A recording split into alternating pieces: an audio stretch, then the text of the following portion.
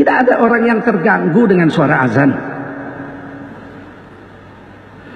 6 presiden telah menjadi presiden Republik Indonesia.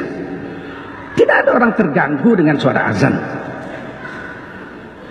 Tahun 1977 pemilu, pertama kali partai disempurnakan jadi 3, difusikan. Partai Kristen, Partai Protestan, Partai Murba, Partai Nasional, ini dikumpul menjadi PDI Perjuangan. Waktu itu belum ada Perjuangan PDI. Partai-partai Islam, Partai Masyumi,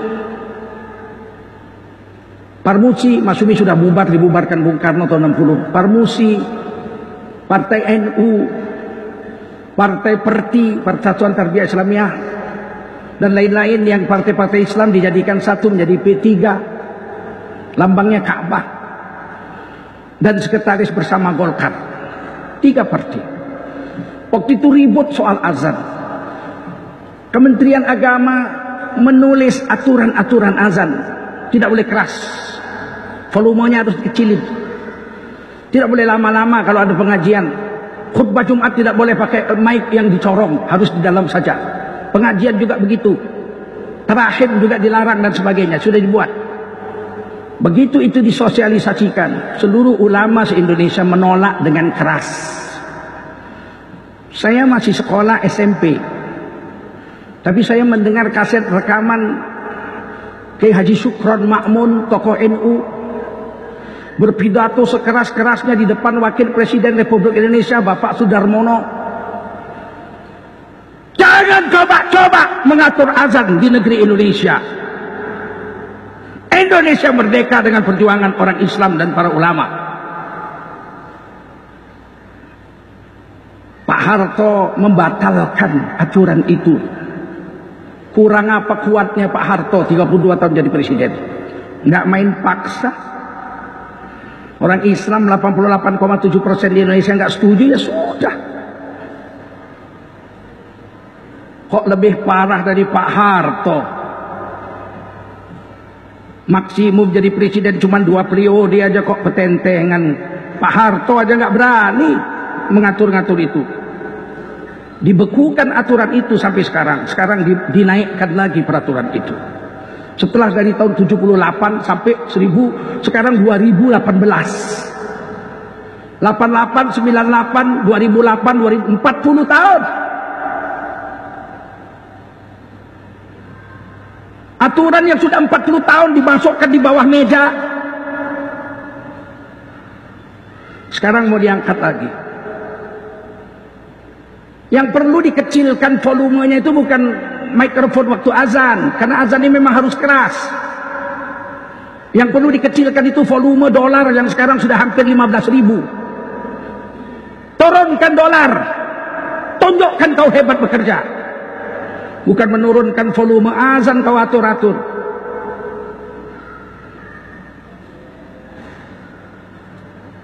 Kami para ulama nggak mau cerita-cerita politik. Yang kami ceritakan ini bukan urusan politik, ini urusan agama. Ketika azan yang memang harusnya dengan suara keras, harus diatur-atur, dipelan-pelankan. Kalau memang tidak senang dengan Islam, bilang terang-terang. Bikin barisanmu melawan Islam, biar kita tahu mana lawan, mana kawan. Jangan sembunyi dalam selimut, menggunting dalam lipatan. Jantan, coba tunjukkan jantan. Memang tidak senang dengan Islam, tunjukkan.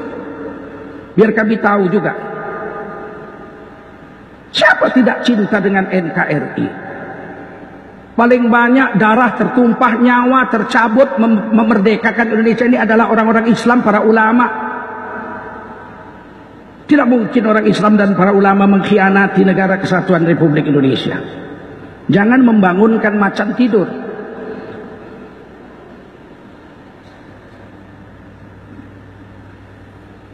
Giliran main musik 5 km masih terdengar, 35.000 watt dipasang mikrofonnya. Kok nggak dikeluarkan peraturan mengatur suara konsep-konsep musik? Musik-musik yang nggak sembahyang lagi, orang yang nggak sholat lagi, buka-buka aurat, joget-joget maksiat. Kok nggak ada peraturan mengaturnya?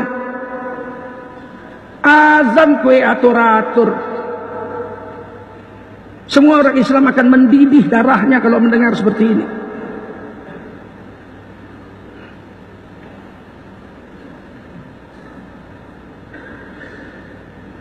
Sekali lagi saya tegaskan, ini bukan cerita politik, ini cerita agama. Berapa menit lah azan mau diatur-atur volumenya?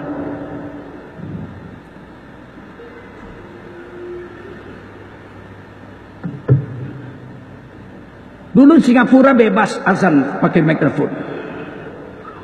Setelah Singapura dikuasai oleh orang-orang bukan Islam, azan tidak boleh lagi pakai mikrofon di Singapura.